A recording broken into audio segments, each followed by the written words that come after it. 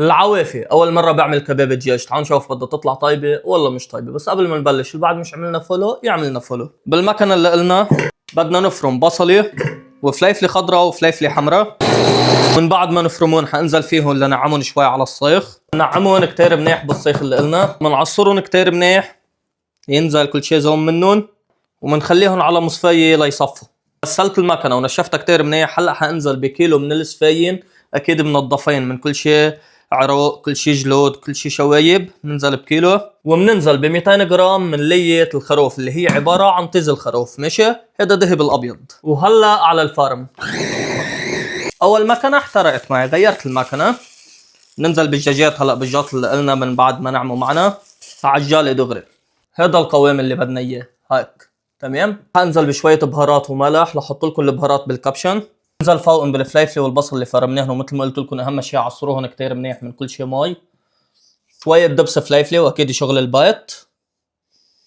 وبدنا فوقهم برش بردقاني. هلا بنحركهم كتير منيح.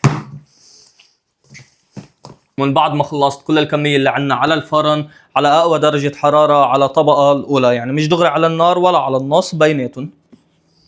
هول الكبابات هلا طلعوا من الفرن، وعملت حدهم خبزة عبارة عن كاتشب فوق بصل مفروك بسماق وبقدونس، واكيد شويتها يعني حمصتها على ميلة وحدة، الميلة الثانية خليتها طرية. شوفوا لي على هالمنظر، بس عم تغلي لانه فيها لية كمان مسقسقين غير شكل. من قلبها على هالمنظر، ومن برا هالتأميرة الحلوة. خلينا ندوق اول شيء لحالها. بسم الله.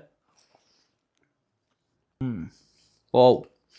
هلا مع الخبزة بناخد خبزة كباب عليها، بنلفها هيك، شوية حمص بطحينة على الوجه. هاي اسمها لقمة شو السعادة بيقولوا لها. هاي اللقمة. بسم الله. واو.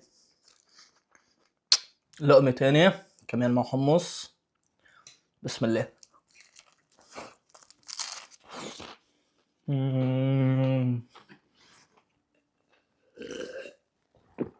اقسم بالله يا جماعة شي كتير طيب، وبده وحدات يا ويلا ويلا، لانه صدقا شي كتير طيب. بس نصيحة، قللوا شوي برش البردقان. انا مكتر برش بردقان ظاهر فيها، بس هالشي الوحيد اللي ما حبيتوش. بس هي كأكل وتتبيل ونكهتها كتير طيبة، خصوصا مع هيدي الخبزة.